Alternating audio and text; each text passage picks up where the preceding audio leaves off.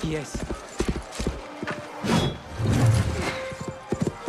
La commandante des armées du Nord, Galadriel.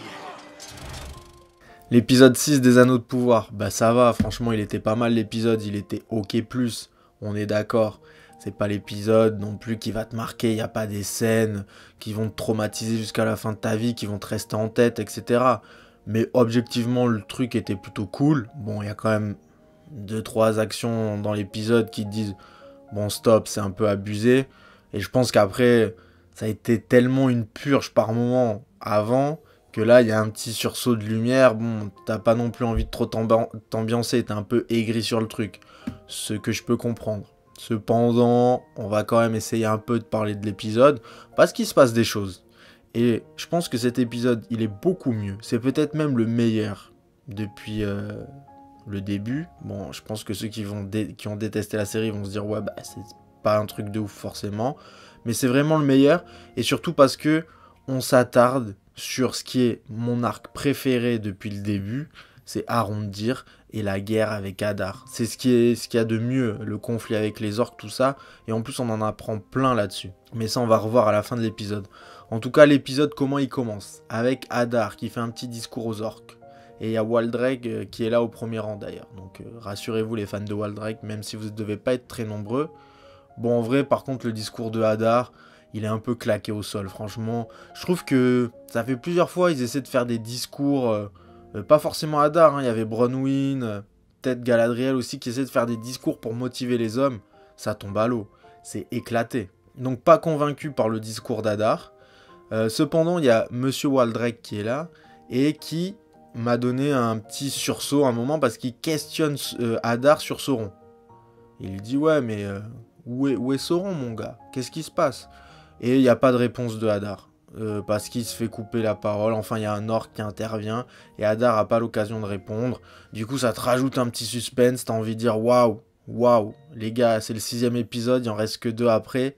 Vous voulez nous donner un peu de réponse ou c'est comment? Parce que là, suspense, il y en a un peu trop. Hein. Donc je sais qu'il y a des gens qui vont dire, par exemple, bon, si pour reprendre toujours le même exemple, Game of Thrones, on a mis v'là le temps avant de savoir des choses. Ouais, peut-être, mais ce qui se passait, c'était cool. Genre, il y avait des sous-intrigues aux marcheurs blancs, elles étaient super cool. Là, on va pas se mentir, moi je veux pas faire partie de la meute qui crie à mort contre la série.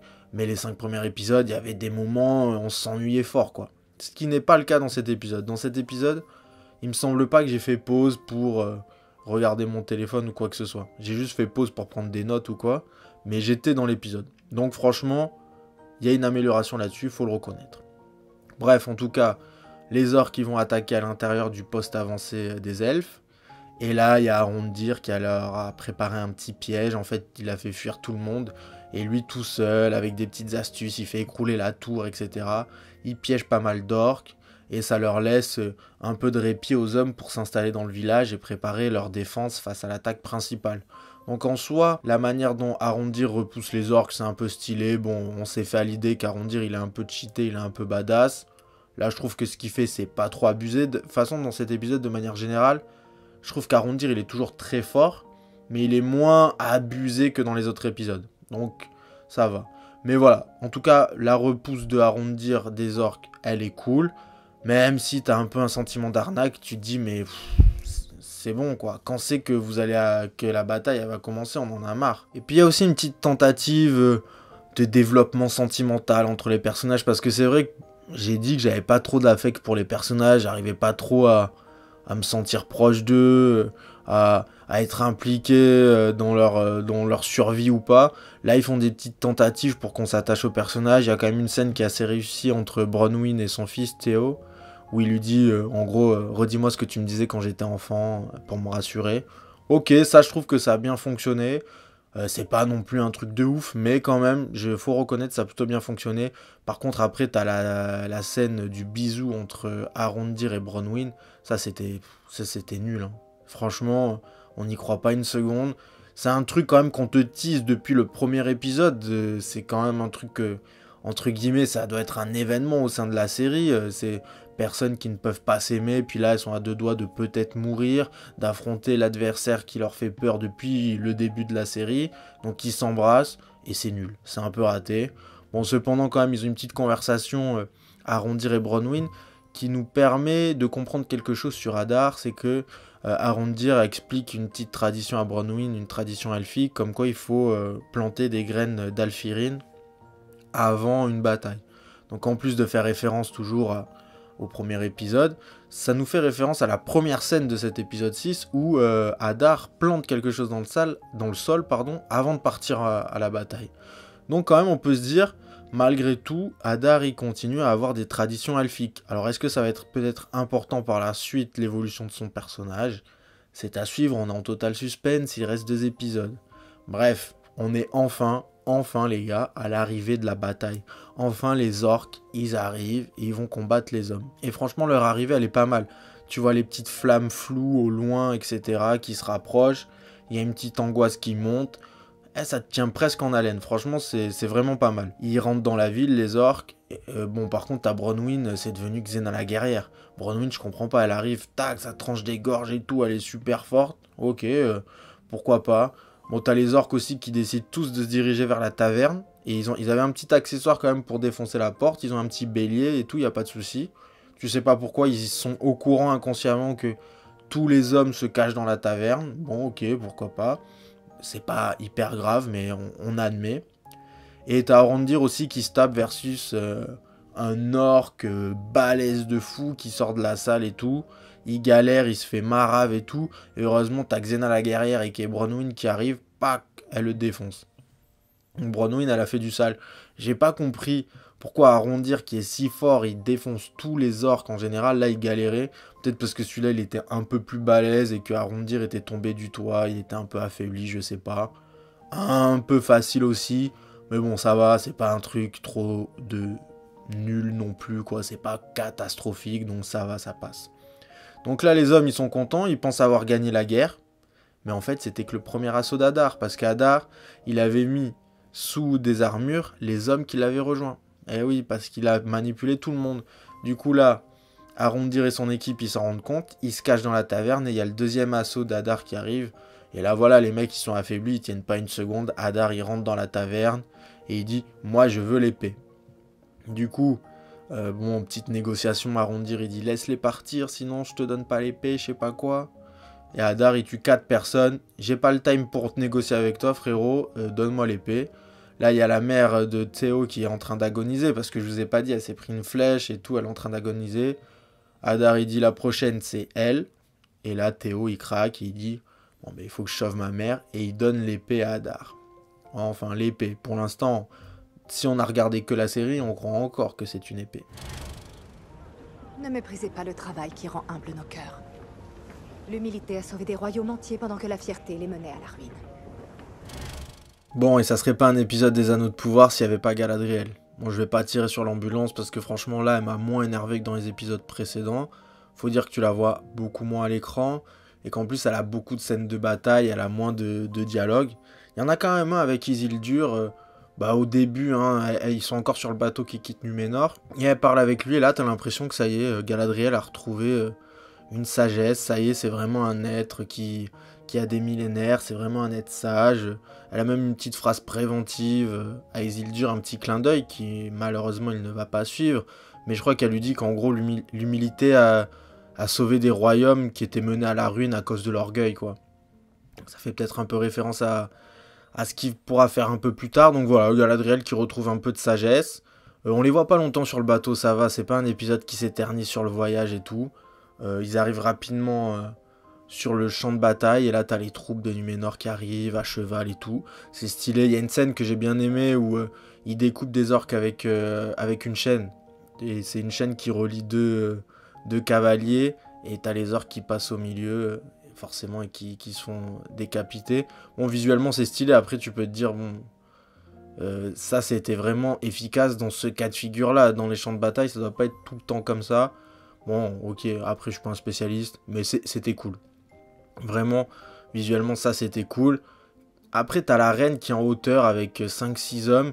Il y a Isildur à côté, tu sens qu'il a envie d'y aller. Et la reine, tu sens qu'elle comprend, elle lui dit « Vas-y ». Ok, pourquoi pas. Déjà, qu'est-ce que vous faites en haut avec 5 hommes, pardon. Isildur, c'est un mec, un garçon d'écurie, qu'est-ce qu'il fait à côté de la reine? Ok, pourquoi pas. Et du coup, Isildur y va, sûrement que son père ne voulait peut-être pas qu'il fasse partie de la bataille, mais la reine, elle lui a dit go. Après, c'est pas, voilà, je chipote, c'est pas super gênant. Il y a une autre scène quand même qui est stylée. C'est Isildur, il voit justement son père qui est en mauvaise position, et là, il a vraiment envie de sauver son père. Il saute avec son cheval à travers les orques. Visuellement, c'est cool. C'est Halbrand qui sauve son père. Malheureusement, il a fait cette petite cascade Isildur, mais c'est Halbrand qui sauve son père. Bon, ensuite, rapidement, les orques qui sont défaits, hein, parce que je pense qu'ils ont l'air plus nombreux, les troupes de Numénor, et puis ils sont à cheval et tout, avec des meilleures armes. Ils font pas le poids, les orques. Et t'as Hadar qui fuit, Galadriel qui part à sa poursuite, et Halbrand aussi. Et là, il y a quand même quelque chose qui m'énerve. Et vraiment, j'ai pas l'impression de chipoter là-dessus, mais c'est récurrent, hein, c'est pas que dans cette série, c'est vraiment hyper récurrent. T'as Hadar et Galadriel qui partent devant.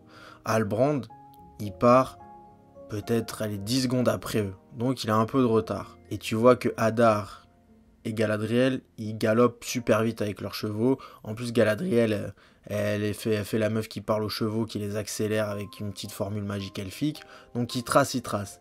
Et Halbrand, lui, il arrive en face de Hadar pour le faire tomber.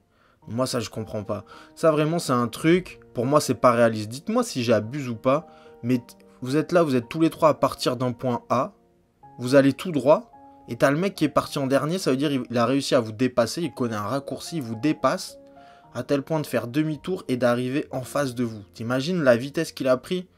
Bon, peut-être que pour certains c'est du chipotage, mais moi les trucs comme ça dans les séries, les films, je trouve que ça arrive hyper souvent, et c'est hyper énervant, parce que t'as pas une bonne représentation géographique. Donc certes, Halbrand il arrive, il fait tomber Hadar et tout, mais ils auraient pu trouver une autre manière de le faire tomber. Ça m'a un peu énervé. Et la deuxième chose qui m'énerve et qui découle de ça, c'est qu'au final t'as pas de petite bataille Hadar-Galadriel, puisque Hadar tombe et il peut pas se battre contre Galadriel, et c'est dommage. Moi j'aurais aimé les voir s'affronter, voir un vrai combat, parce que Hadar il a l'air fort, Galadriel on a vu elle éclate tout le monde trop facilement, faut lui mettre un adversaire à sa taille un peu.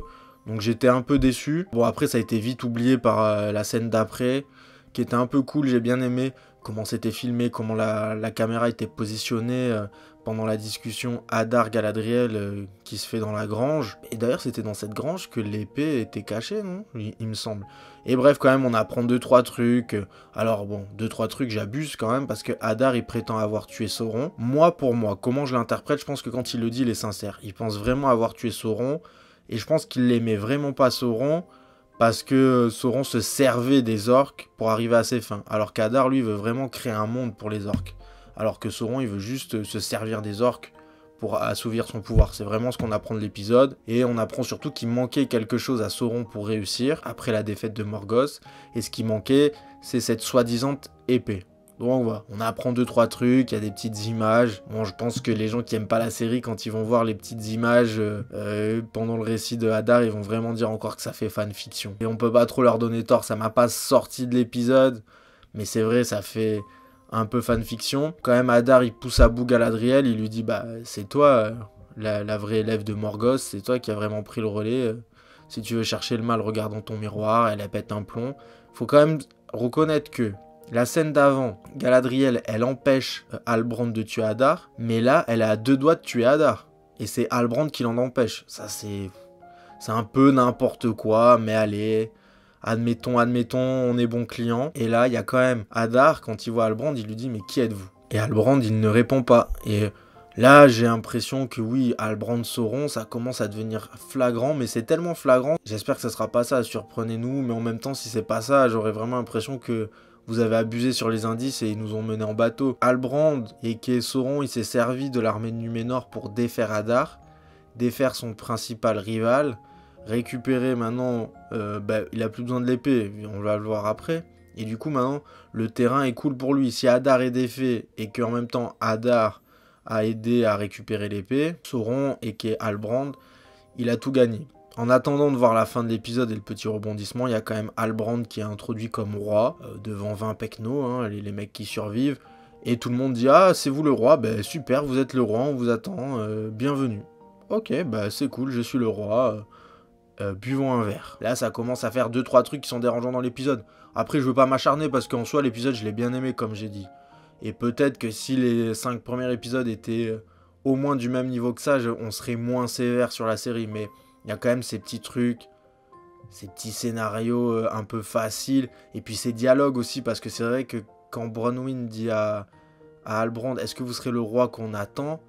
Lui, il lui dit, yes. Ok, waouh. Il lui a pas dit un petit truc, j'essaierai de l'être, j'essaierai d'être digne de vous. Non, il a dit yes, ok. Bon, je comprends que ça veut mettre en avant le fait que Halbrand, il nous montre depuis le début qu'il n'est pas sûr de vouloir être roi, etc. Faites un petit effort. Mais bref, tout ça, c'est de l'anecdote, parce que ce qui va se passer là, c'est quand même une dinguerie. T'as Waldreg, qui avait l'épée, du coup, il part à, on va dire, à ce qui est pour moi le Mont Destin, hein, de toute évidence. Il arrive, il ouvre tous les barrages, et là, on apprend plein de choses d'un coup. Déjà, Waldreg, il avait déjà manipulé l'épée, qui est en fait une clé, qui peut servir comme clé en tout cas. Donc, il arrive à manipuler la magie de cette épée sans trop de difficultés. Et là, tous les barrages s'ouvrent. Du coup, quand des barrages s'ouvrent, il n'y a pas de révélation, il y a de l'eau qui coule. Et on se rend compte que tous les tunnels, toutes les galeries creusées par les orques, c'était pas pour attaquer les villages et tout ça dans des endroits stratégiques, c'était juste pour faire couler l'eau, que l'eau arrive dans la lave, et là, attention, bim badaboum, on arrive à la création du Mordor. Tout ça sous nos yeux, et on se rend compte que l'épée était l'élément qui manquait à Sauron, et grâce à ça, et Hadar, il pense qu'il peut faire éteindre le soleil, c'est ce qu'il voulait faire, hein. Il voulait éteindre le soleil pour que ses orques puissent vivre en paix, et là, devant nos yeux, le soleil s'éteint, le Mordor se crée, et Galadriel a l'air complètement au fond du gouffre. On sait pas trop en fait si elle est au fond du gouffre en se disant j'ai perdu et je peux me laisser mourir, ou alors si elle se dit l'ennemi va montrer son vrai visage, c'est le moment d'aller se battre. J'hésite un peu entre les deux. En tout cas voilà. Quand même faut avouer que la dernière scène elle nous en envoie plein la tête. On pourrait se dire waouh, on a attendu 6 heures de visionnage pour voir un truc qui se passe et tout, mais en même temps la création du Mordor fallait que ça se passe vite, en mode regardez, le Mordor se crée, votre monde s'écroule et vous pouvez rien y faire. Pac, on se rend compte depuis le début, les tunnels creusés, tout ça, vous cherchez à récupérer l'épée, et ce monde qui s'embrase. J'ai trouvé ça plutôt bien réussi, c'était une bonne chose. Donc voilà, comme vous l'aurez compris, mon avis sur l'épisode, j'ai pas passé un mauvais moment. C'est clairement l'épisode où j'ai pris le plus de plaisir, où je me suis le moins ennuyé. Puis clairement, comme j'ai dit en début de vidéo, c'est pas l'épisode qui va te marquer à vie et tout ça. J'ai peur que pour l'épisode 7, on retombe un peu parce qu'il va aller falloir s'intéresser aux pieds velus et aux nains. J'ai l'impression que ça va rechuter en termes de rythme. Là, le rythme, il était pas mal. Franchement, on s'ennuie pas. J'imagine que les pieds velus et les nains, au bout d'un moment, ils vont arriver dans l'intrigue principale, entre guillemets. Ça va être cool, ça va être intéressant. Mais j'espère que ça va être dès le prochain épisode. Parce que là, s'il y a une reperte de rythme en un épisode et que ça repart à l'épisode 8, ça va être un peu chiant. Je pense qu'il y en a beaucoup qui sont convaincus que ça va se passer comme ça. Laissons le bénéfice du doute après tout. Puis voilà, je pense que j'ai fait le tour. N'hésitez pas à me dire ce que vous en avez pensé. Comme d'habitude, les gens qui ont lu les livres et qui arrivent, qui disent non, ça c'est faux, ça va se passer comme ça. Vous nous saoulez. Vous nous saoulez vraiment, on vous aime, mais vous nous saoulez quand même, faut que je vous le dise. Et puis voilà, on se tient au courant pour la suite. Ça va reparler des anneaux de pouvoir sûrement demain, ou de House of the Dragon, ou d'autres choses. En tout cas, on se tient au courant. À plus tard.